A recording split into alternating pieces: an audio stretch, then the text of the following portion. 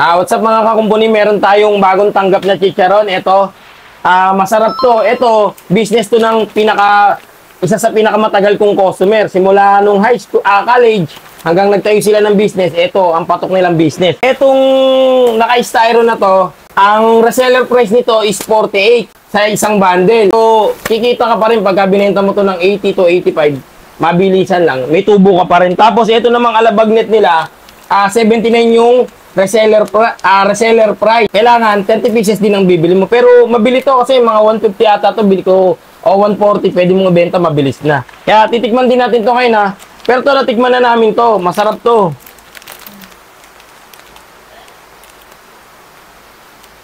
Alang ha. Hirap pala. Naka-sealed. Yan. Ayan na. Naka-ziplock kasi siya mga kakumpuni. Ayan, makikita nyo. Pakita mo tol.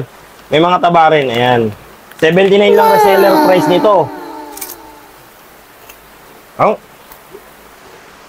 tap, kahit walang tuka. Hindi mo naman yan. Tuka ng isa. Ito, hindi ka maglalang sa antan agad. May mga laman, no? Laman isa. Ito, no need. Kahit huwag mo nang lagyan ng suka, masarap pa rin. Malutong. Ito yung pinaka budget meal nila na reseller. 48 pesos lang yan mga kakumpuni. Sandaan na ata bentahan nito sa iba eh. So, ito. Kaya lang. Yan. May mga taba-taba rin naman siya yan. Makikita nyo. Pero hindi ganun karami kasi nakita nyo naman budget na budget.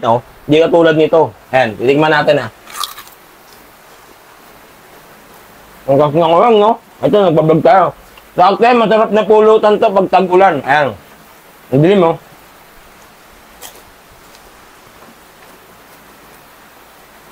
Good.